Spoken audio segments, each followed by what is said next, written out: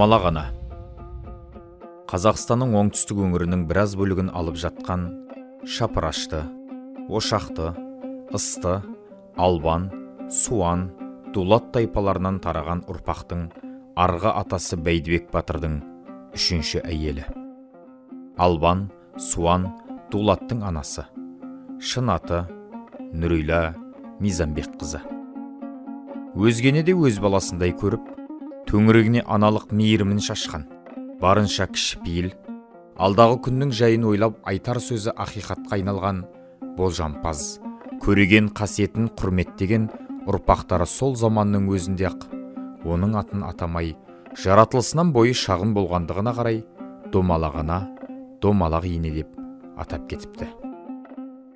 Домалақ ананың қадір қасиеті ерте-ақ танылған. Ел аузында ол кісі жөнінде аңыз әңгіме көп. Солардың бірі мынадай. Бәйдібек заманында жайлауында үйір-үйір жылқысы, келе-келе түйесі, отар-отар қойы өрген, шығыс пенен батысқа керуендер жүргізген асқан бай адам болған. Бірде Алатау асып келген қалың жау Қаратау жонын жайлап отырған Бәйдібектің ауылын шауып, сан мың жылқысын түре айдап кетеді. Бәйдібек бастаған ел азаматтары ауылда болмаса керек.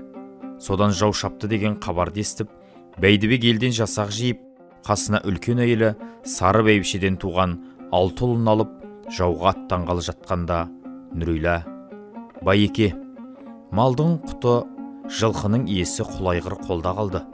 Амандық болса 6 күннен кейін жылқы жауға қайыру бермей өз ауылға келеді. Жауды қума, азаматтар аман болсын.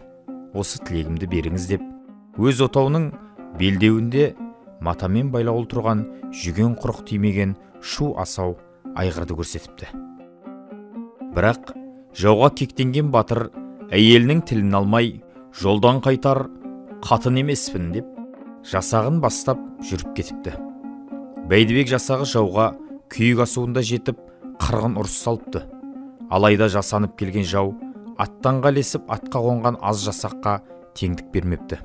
Осы соғыста қаза тапқан 6 ұлын Үшқарасай жазығына жерлеп кері қайтыпты. Арада 6 күн өткенде байлаулы тұрған құлайғыр жер күңіренте дүлей күшпен кісінеді дейді.